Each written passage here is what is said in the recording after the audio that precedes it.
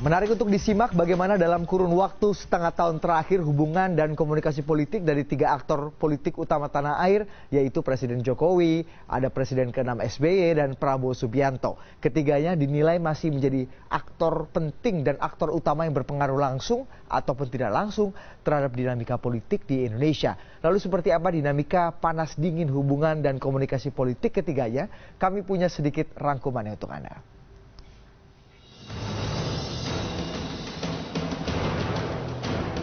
Menjelang pemilu 2019, perundingan politik telah dilakukan lebih awal.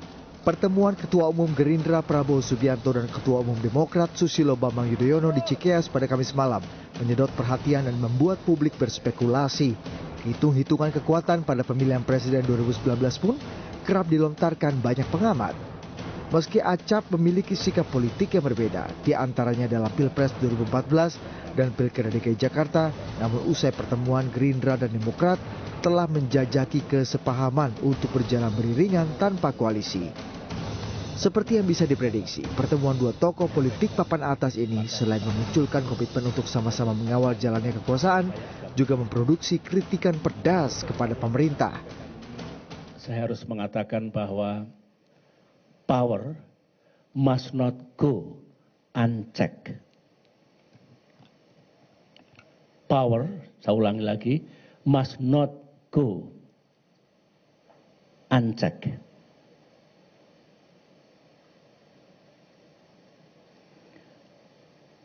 Artinya apa? Kami harus memastikan bahwa penggunaan kekuasaan oleh para pemegang kekuasaan itu tidak melampaui batas, sehingga cross the line, sehingga masuk yang disebut abuse of power. Tak kalah pedas, Ketua Umum Gerindra Prabowo Subianto pun ikut turut mengkritik pemerintah dan partai-partai koalisi pendukungnya untuk menggolkan ambang batas pencalonan presiden sebesar 20 hingga 25%. Kami setiap upaya untuk mengurangi kualitas demokrasi atau menggunakan cara-cara yang tidak sesuai dengan akal sehat atau menyakiti kemampuan berpikir rakyat Indonesia, bagi kami ini mencemaskan.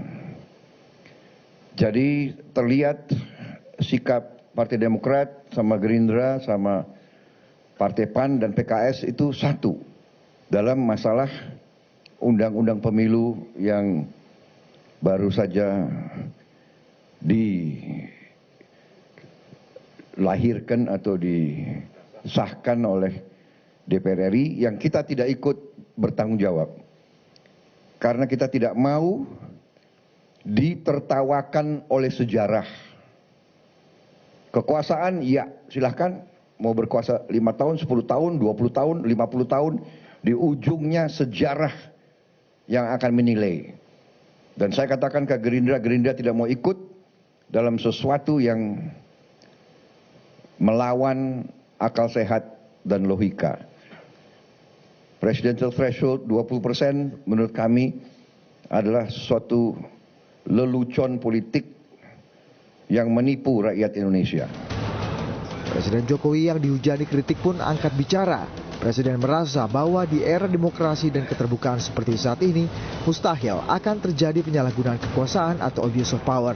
Presiden juga balas mengkritik kedua pimpinan partai itu terkait presidential threshold.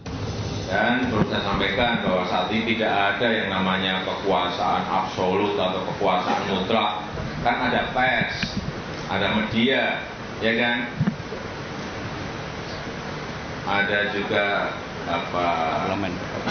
parlemen DPR, LSM, ada juga yang mengawasi di DPR. Itu pengawasannya kan dari mana-mana, rakyat juga bisa mengawasi langsung.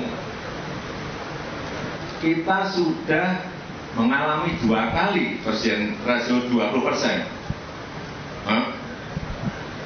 2009, 2014, kenapa dulu nggak rame? Dulu meminta dan mengikuti Kalau sekarang menjadi berbeda gitu. Ya. Hubungan ketiga tokoh ini memang kerap mengalami pasang surut. Usai bertarung ketat di Pilpres 2014 dan gagal menjadi presiden, Prabowo memilih beroposisi. Belakangan ini justru hubungan antara Jokowi dan Prabowo terlihat mesra. Seperti saat 31 Oktober 2016 yang lalu, di mana keduanya bertemu dan berkuda bersama di Hambalang.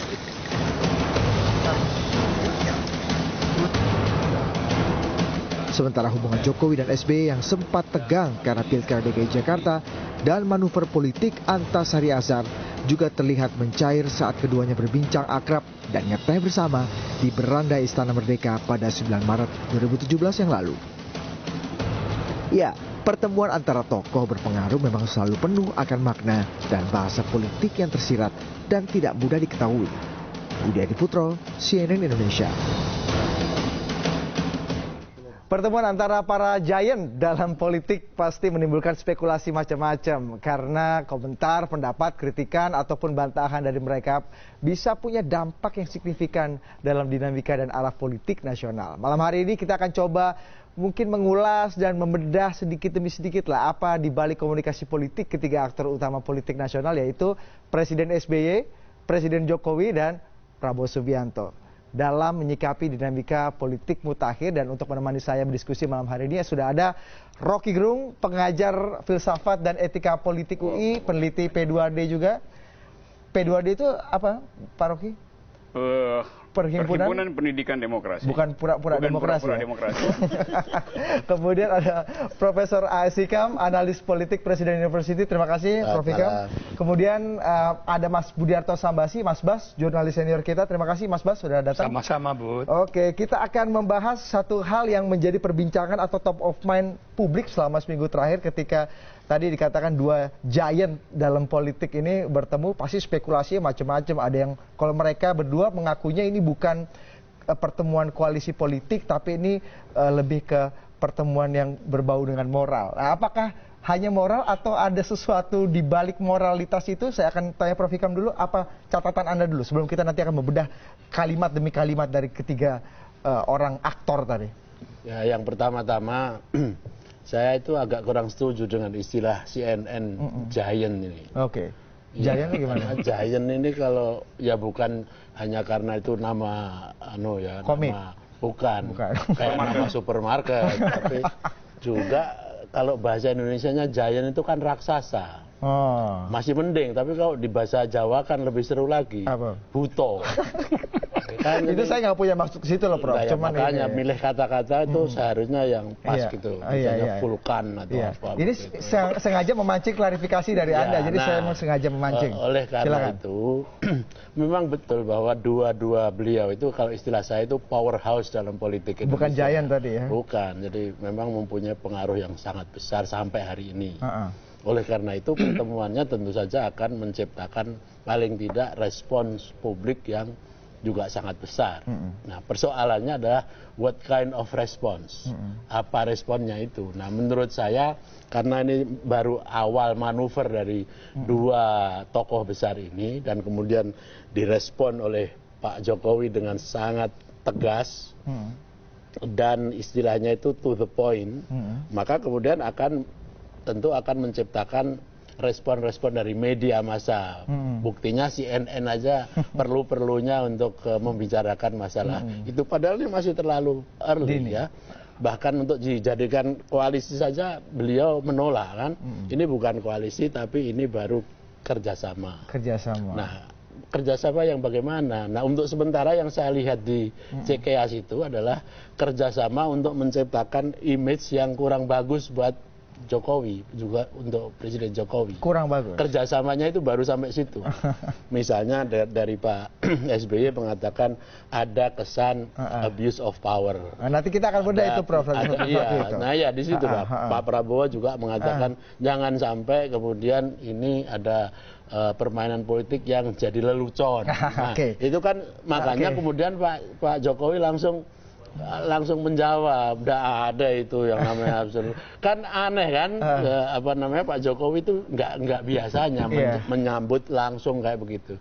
Jadi menurut saya ya apa yang dilakukan di Cikeas ini kalau permainan gitu, itu kayak wayang ini buta mati sore. Jadi rasanya mati sebelum Borogoro, iya. Kayak Cakil itu kan gagal pamer macam-macam tapi fell flat.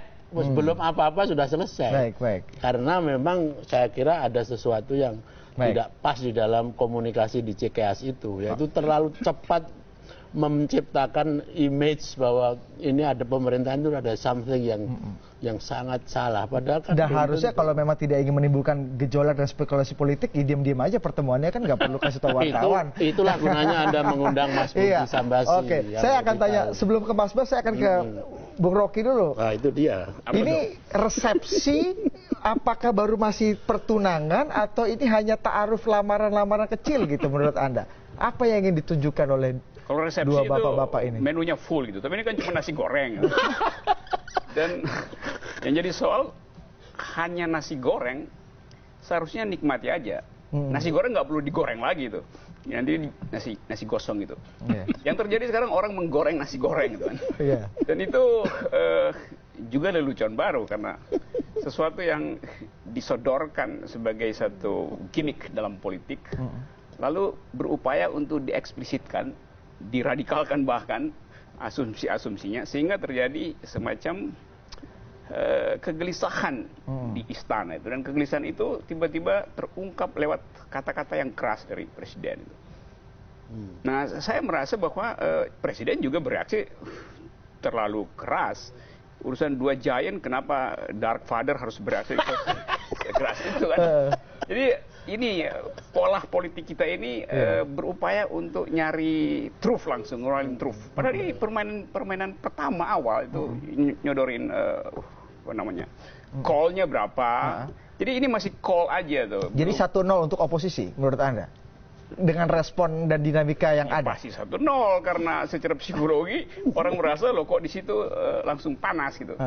Padahal sebetulnya yang diucapkan oleh Pak Prabowo dan Pak SBY itu bukan sesuatu yang keras. Itu tajam tapi bukan keras. Oke, nanti kita akan bahas. Tapi mengingatkan dengan cara yang tajam, akal sehat, terus abuse of power, itu kata-kata yang standar, tapi yang pesan politiknya sangat tajam gitu. Nanti kita akan bedah satu-satu Bung Rocky terkait dengan pernyataan kedua. Kalau tadi Rocky memakai istilah saya, Prof, dua giant tadi. Mas Bas, singkat saja analisa Anda, catatan Anda dari pertemuan dua tokoh politik ini yang kemudian menimbulkan heboh spekulasi di mana-mana berhari-hari. Dari segi atau perspektif wartawan ini memang berita besar. Cocok kan berarti sekarang haus berita. Ini pemanasan betul. Tadi ngomongin skor kan ya.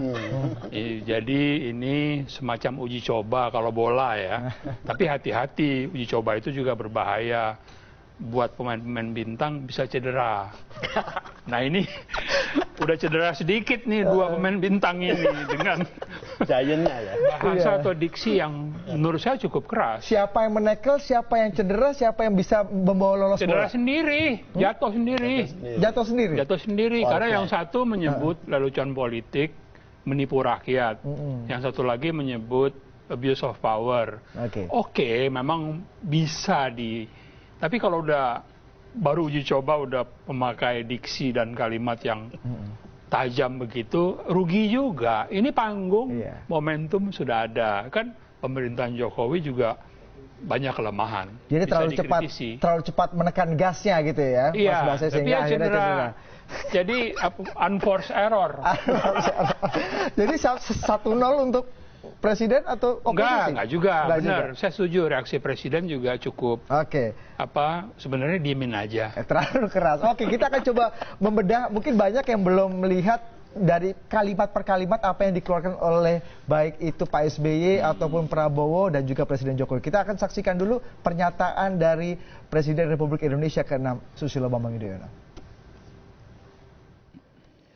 Kemudian kami juga bersepakat tadi untuk meningkatkan komunikasi dan kerjasama sah, meskipun tidak dalam bentuk koalisi, karena kita kenal namanya Koalisi Indonesia Hebat dan Koalisi Merah Putih pun sudah mengalami pergeseran dan perubahan yang fundamental, maka kami memilih tidak perlulah harus membentuk yang dinamakan koalisi.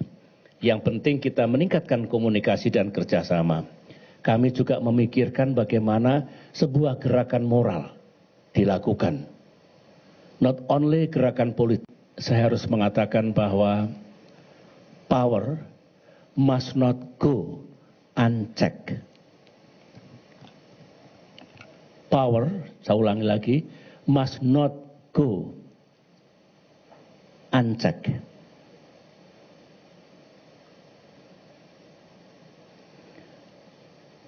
Artinya apa? Kami harus memastikan bahwa penggunaan kekuasaan oleh para pemegang kekuasaan itu tidak melampaui batas. Sehingga cross the line. Sehingga masuk yang disebut abuse of power. Tidak mau ada koalisi politik, ini kerjasama politik, kemudian ini gerakan moral kabarnya, dan juga ada tendensi abuse of power di sini. Mas Bas, catatan Anda sebelum kita break, apakah betul ini artinya Pak SBY memberitahu kita bahwa telah terjadi abuse of power? Substansinya bagus, terutama ya ini mengkritisi threshold, ya kan bisa dipersoalkan karena threshold ini kan merujuk kepada hasil Pileg 2014 jadinya kan. Itu bukan hal yang menurut saya masih harus dipertimbangkan. Karena kan Pilpres dan Pileg serentak tahun 2019. Yeah. Jadi ada kemungkinan, ada celah untuk mengkritisi. Cuman sekali lagi diksi. Kalimat nggak banyak sih kalimatnya yang terasa keras, yang menimbulkan reaksi negatif. Jadi ini bisa memukul balik.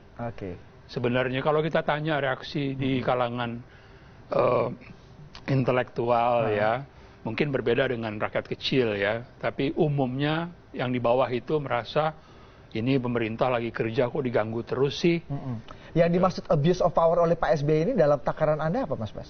Nggak ada sebenarnya. Itu yang kelirunya kenapa Jokowi merespons. Meresponnya dalam konteks Perpu Ormas lagi. Yang dituju DPR kan sebetulnya.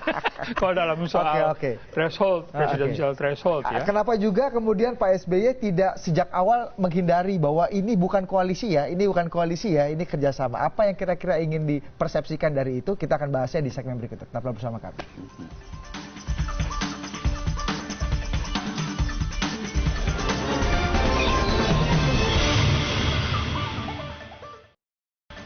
Oke, kenapa sejak awal Presiden ke-6 SBY sendiri buru-buru mengatakan bahwa ini bukan kerjasama, ini bukan koalisi ya, ini kerjasama. Bukan. Jadi harus. Saya kira bukan. Jadi harus. Ini memang seperti itu yang ingin dipersepsikan. Saya kira bukan koalisi, ini baru penjajakan sangat awal karena saya kira SBY juga sudah punya calon atau preferensi calon presiden yang yang lain dari Prabowo. Simple as that gitu loh. Rocky, catatan Anda apa? Ya ini semacam pertandingan psikologis gitu untuk membaca reaksi sebetulnya. Jadi saya kira dihitung benar oleh baik Prabowo maupun SBY untuk diksinya apa tuh, wordingnya apa. Tadi dipakai istilah moral ya, Pak, bukan. Jadi dia mau gerakan moral. Oke, gerakan moral. Apa maksudnya? Saya nggak tahu maksudnya apa, tetapi kalimat berikutnya saya bisa pahami maksudnya karena dipilih istilah jangan sampai terjadi abuse of power. Itu norma yang biasa di dalam gerakan moral. Lalu Prabowo tambahkan atau kasih catatan kaki bahwa akal sehat publik kan dia pakai istilah itu tuh terganggu. Jadi rupanya itu yang dibaca lebih cepat oleh Pak Presiden sebagai reaksi terhadap Undang-Undang Ormas. Padahal bukan itu yang dimaksud sebetulnya kan.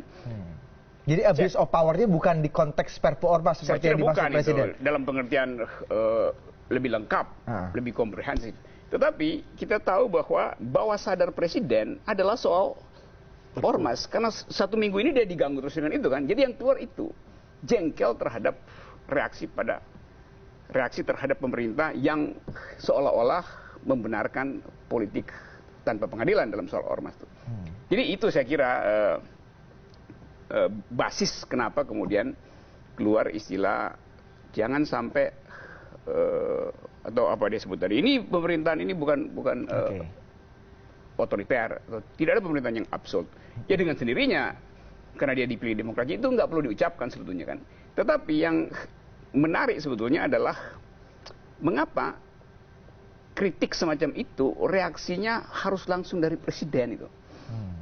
Apa para pembisik nggak kasih konsep yang lebih moderat gitu, atau memang nggak ada lagi yang ingin memberi masukan karena ragu nanti disalahin lagi masukannya kan. Nanti kita akan sampai kepada statement presiden. Karena itu jadi kita baca itu sebagai kegelisahan di dalamnya. Ya, Prof. Ikam, kenapa lagi-lagi pertanyaan saya tertarik dengan kata-kata koalisi, bukan koalisi kerjasama. Apakah ini ingin menegasikan atau betul-betul menegaskan bahwa memang tidak ada transaksi politik, tidak ada patgulipat, tidak ada sorong-sorongan nama sejak ini kalau kata Rocky masih jauh dari resepsi ini karena baru makan nasi goreng aja.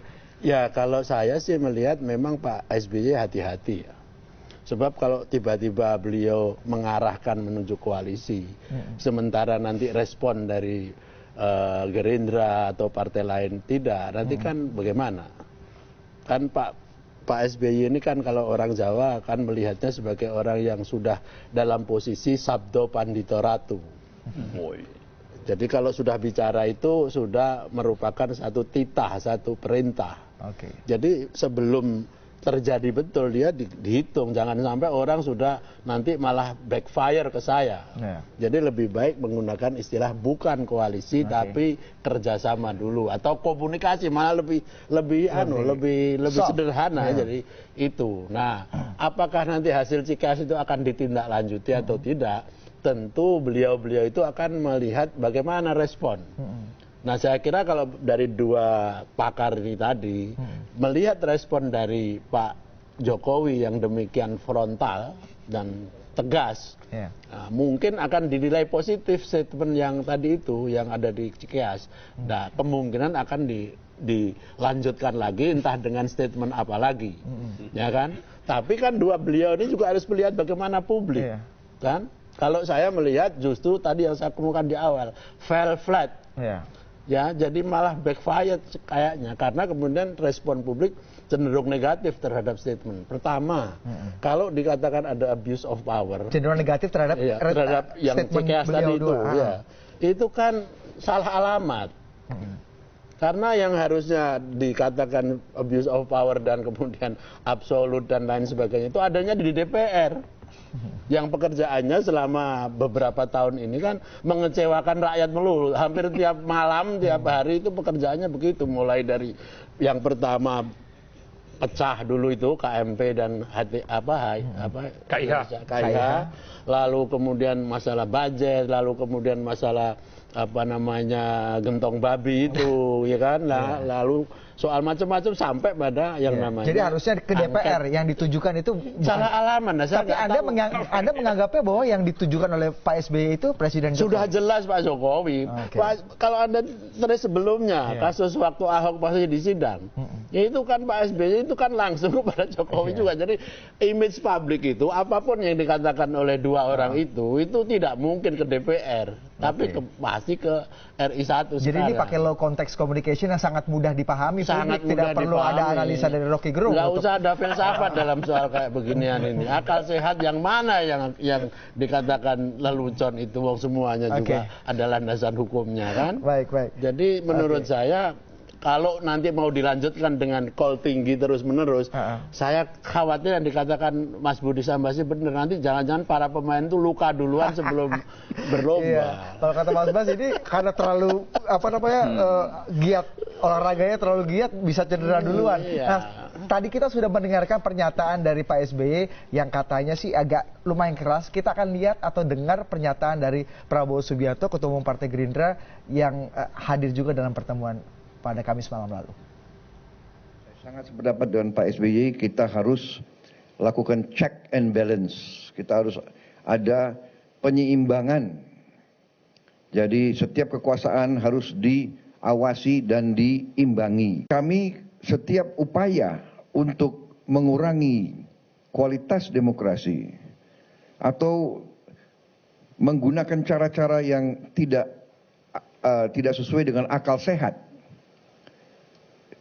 atau menyakiti kemampuan berpikir rakyat Indonesia. Bagi kami ini mencemaskan. Jadi terlihat sikap Partai Demokrat sama Gerindra sama Partai PAN dan PKS itu satu dalam masalah undang-undang pemilu yang baru saja dilahirkan atau disahkan oleh DPR RI yang kita tidak ikut bertanggung jawab. Karena kita tidak mau ditertawakan oleh sejarah. Kekuasaan, ya silahkan mau berkuasa 5 tahun, 10 tahun, 20 tahun, 50 tahun. Di ujungnya sejarah yang akan menilai. Dan saya katakan ke Gerindra, Gerindra tidak mau ikut dalam sesuatu yang melawan akal sehat dan logika. Presidential threshold 20% menurut kami adalah suatu lelucon politik yang menipu rakyat Indonesia. Dari diksi-diksi yang dipakai, ini lebih keras atau lebih soft, Bung Rocky? Lebih tajam, bukan keras atau soft. Dia tajam. Dia ingin lihat secara sebut aja secara istilah akal sehat, saya kira sengaja dipilih. Karena memang kan publik kan ngerti sebetulnya bahwa kalau keputusan Mahkamah Konstitusi itu pemilunya serentak, maka nggak ada matematikanya mendahulukan hitungan legislatif sebagai batas ukurnya, sebagai threshold kan. Kan itu memang jadi lucu. Dari segi itu betul-betul lucu. Itu ibarat Anda udah pakai toilet paper itu, kertas tisu toilet itu 2 kali, udah pernah dipakai lagi kan jorok namanya kan. itu menghina akal sehat sebetulnya itu. Jadi itu ada poin di situ tuh. Yang kedua soal Perpu Ormas, itu memang sasarannya bukan DPR, karena itu yang keluarnya itu adalah pemerintah. Jadi selama dia tidak dievaluasi oleh DPR, tentu pemerintah yang harus tanggung akibatnya tuh, mengeluarkan satu aturan yang anti demokrasi itu. Itu saya kira yang dimaksud sebagai abuse of power. Jadi istilah-istilah itu sangat kontekstual dengan api politik hari-hari ini.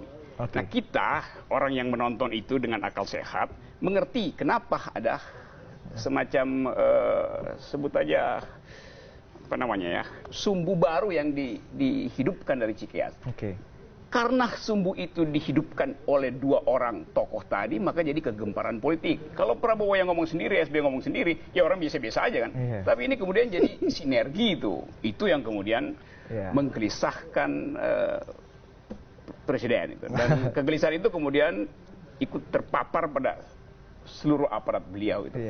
Sekarang semua orang merasa bahwa bola panas itu sudah dilemparkan, silakan siapa yang mau ambil.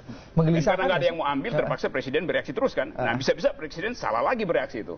Lebih parah lagi nanti permainan keduanya, babak kedua itu. 2 giant atau 2 tokoh politik ini berkumpul, bersinergi kalau ke bahasa Rocky, kemudian mengeluarkan pernyataan politik yang cukup tajam tadi, kalau tidak mau memakai kata keras ini cukup merepotkan Presiden Jokowi nggak Mas Bas? Tapi dijawabnya lebih asik di segmen berikutnya. Kami akan segera kembali usaha jeda berikut ini.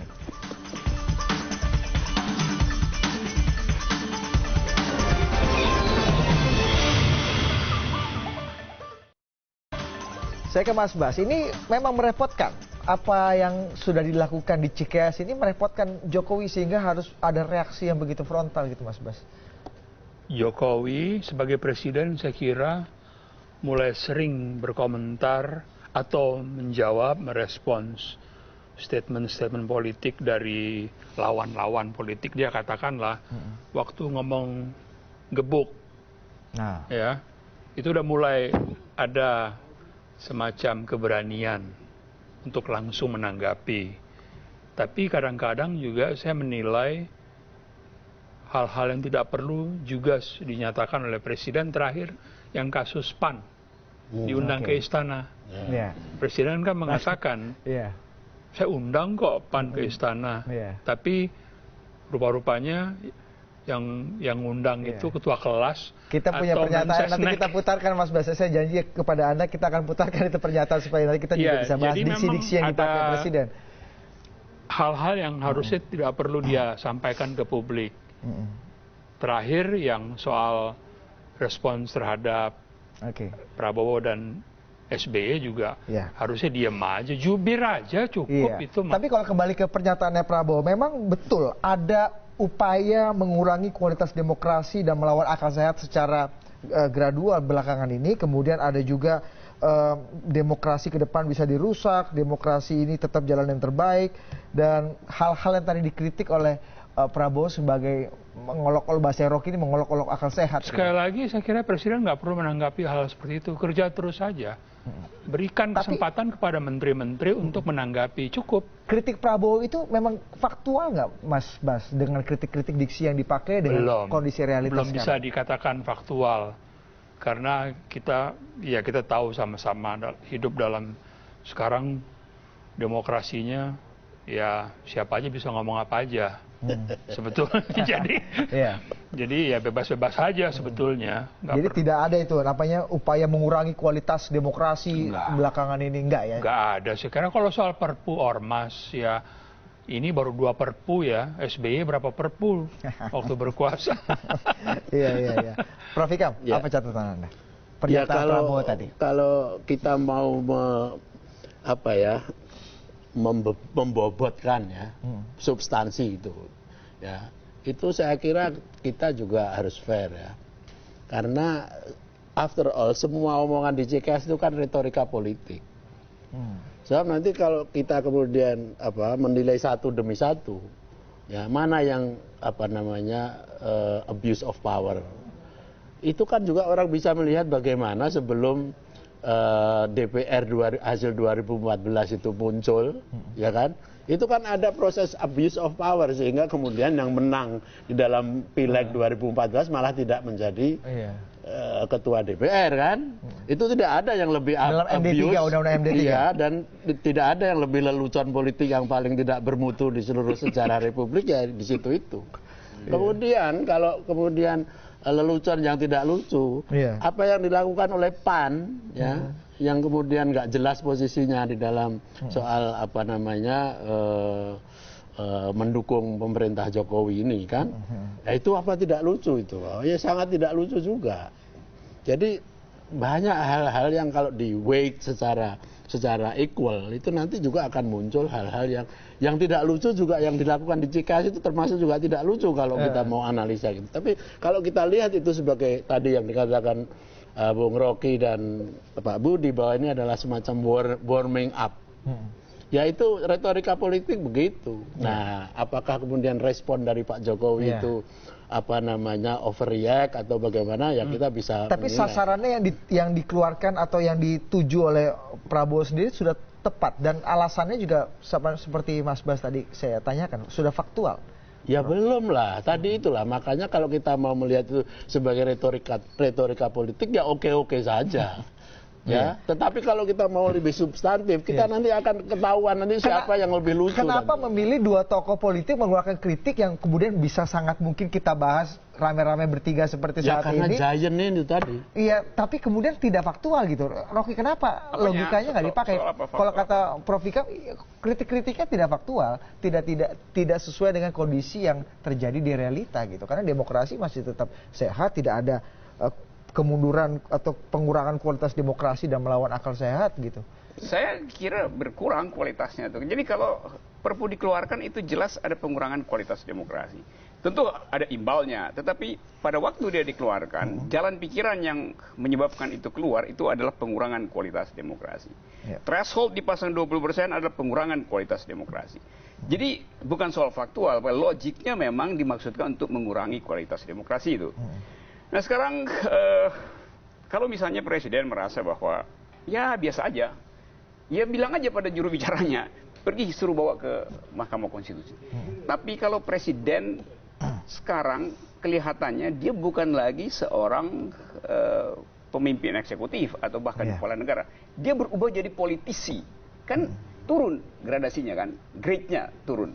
Dalam suasana politik yang agak panas, mestinya dia tetap sebagai kepala negara tuh, atau sebagai kepala pemerintahan supaya terus-menerus berpikir tentang perbaikan ekonomi.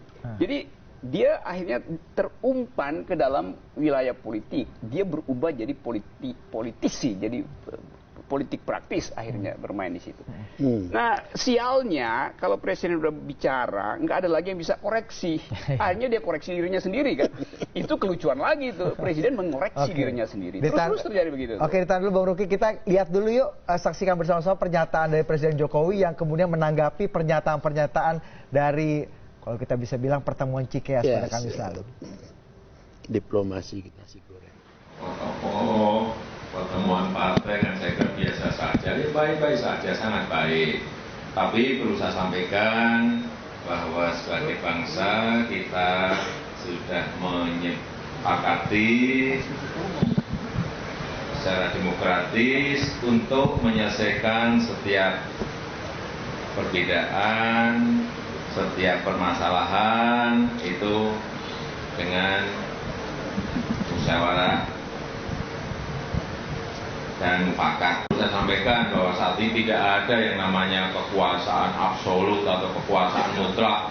Kan ada pers, ada media, ya kan? Ada juga parlemen DPR, LSM, ada juga yang mengawasi di DPR. Itu pengawasannya kan dari mana-mana, rakyat juga bisa mengawasi langsung. Dan juga perlu saya sampaikan bahwa Perpu itu kan produk undang-undang. Benar.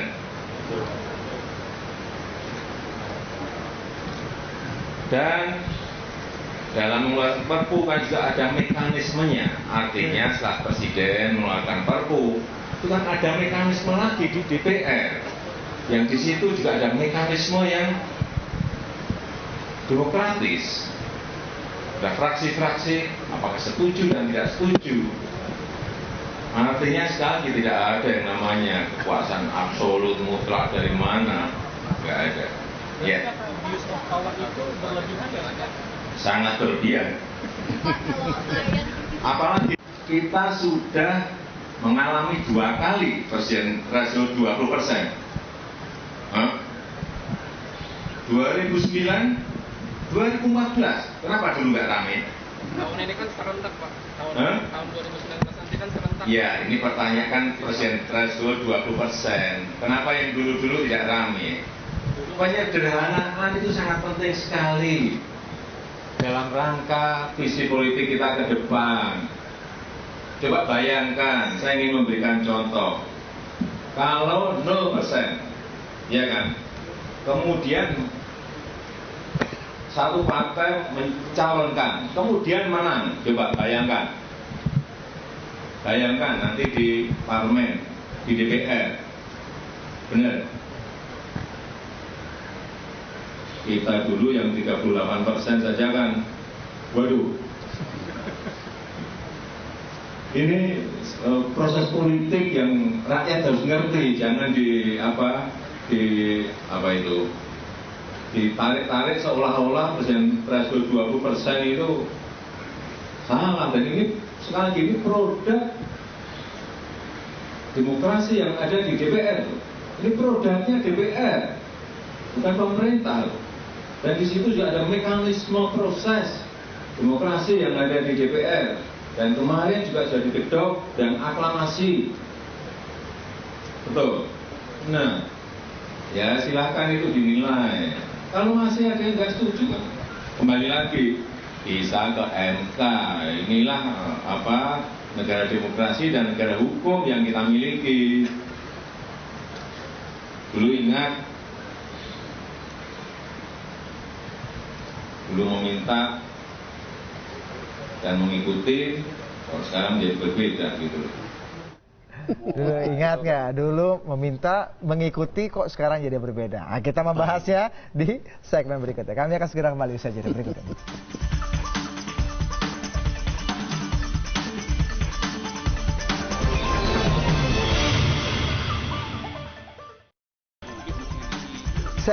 Saya minta Mas Bas untuk menanggapi bagaimana melihat pernyataan Presiden yang menanggapi pertemuan Cikeas itu. Seberapa keras, seberapa tepat jawaban-jawabannya untuk bisa menanggapi kritik tajam dari kalau SBY Prabowo? orang istana, saya akan mengatakan kepada Presiden nggak usah ditanggapi. Saya setuju dengan Rocky tadi, jangan mudah terpancing dengan pernyataan-pernyataan dari tokoh-tokoh politik. Ya, apalagi yang cuma stating the obvious, sorry bahasa Inggris ya, cuma mengucapkan hal-hal yang kita udah tahu lah, nggak perlu lah. Dan sudah lama memang ada keluhan bahwa koordinasi di istana itu kurang. Di situ ada 4 orang sekurang-kurangnya yang bisa menjadi penasihat presiden dalam komunikasi politik ya, Mensesnek, KSP, Sekap, dan Jubir. Masa urusan begini aja nggak bisa sih dirumuskan dengan baik? Jadi ini jawaban yang jadi liabilities buat Kalau saya menilai, Presiden. kalau saya diminta, saya bilang udah nggak usah ngomong Pak, biar kami yang bicara. Kalaupun sudah terlanjur keluar ngomongin, ini bakal bisa jadi bola politik yang baik Oh untuk Presiden? enggak juga. Enggak juga? Enggak juga. Maksudnya ya kita juga harus ingat bahwa kadang-kadang juga Presiden harus bicara ke publik langsung ya. Tapi harapan saya bukan untuk hal-hal seperti ini yang stating the obvious. Orang udah tahu kok urusan seperti itu. Tapi bicara kan yang lebih substansial. Jangan yang remeh-temeh. Oke, kritiknya kan tapi kan memang langsung ke Presiden tadi kan Mas Bas. Jadi kemudian Presiden merasa untuk ya perlulah menanggapi SBY dan Prabowo, 2 tokoh politik besar ya harus orang besar juga, aktor ketiga yang menanggapi. Justru tidak perlu. dengan downgrading ya, kasih ke menteri-menteri itu lebih elegan. Jadi nggak perlu, Presiden itu kan kepala negara, kepala pemerintahan yang remeh-temeh ya kasih ke menteri. Ini mesti Mendagri juga bisa ngambil alih.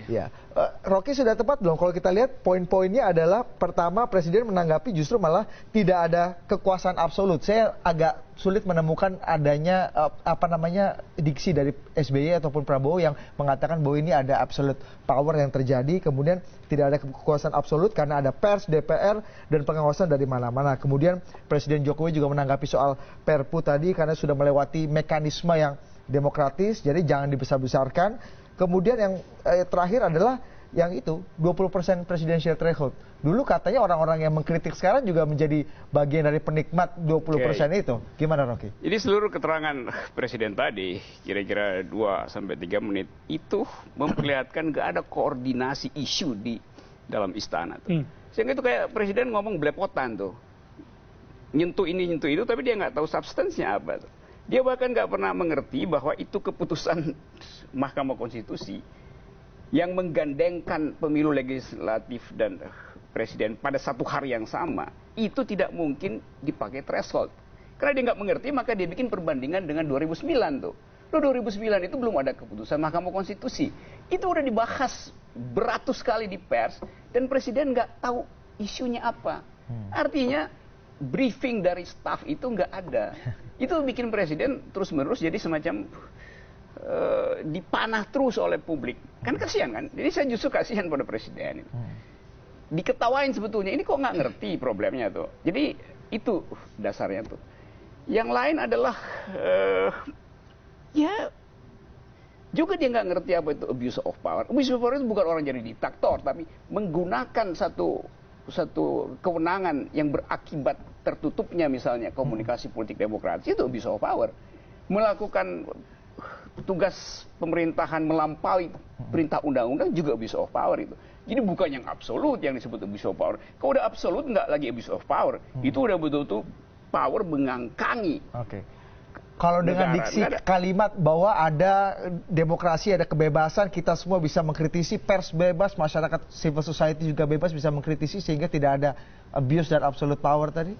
Itu di atas kertas gini ya, itu diksi yang dipakai. Hitam atas putihnya begitu, tapi yang di atas kertas bisa dibaca terbalik tuh. Balikin aja kertasnya tuh, faktanya apa itu. Jadi itu saya mau sebut bahwa sounding boardnya nggak jalan itu, sehingga presiden ngomong sendiri. Prof Ikam, sudah tepat jawaban dari presiden ini. Kalau terlepas dari perlu atau tidaknya, ya oke itu sudah terlanjur, tapi apakah tepat sasaran atau tidak? Untuk tingkat tertentu tepat, karena memang indikasi yang ingin disampaikan oleh Pak SBY dan Pak Prabowo adalah menciptakan semacam image kepada publik bahwa pemerintahan Jokowi ini ada abuse of power dan menuju kepada kecenderungan absolutisme. Oleh karena itu Pak Jokowi, beliau kan bukan filsuf politik kayak Rocky Gerung atau wartawan senior. Jadi beliau mungkin di brief dengan esensinya saja. Esensi demokrasi adalah kalau Anda menggunakan rule of law, kemudian kalau Anda juga ada checks and balances, yang itu tadi disebutkan ada civil society, ada media, dan lain sebagainya. Jadi substantially speaking, intinya memang begitu, jangan sampai image bahwa terjadi proses absolutisme dan kemudian ada abuse of power itu masuk di dalam pemikiran publik.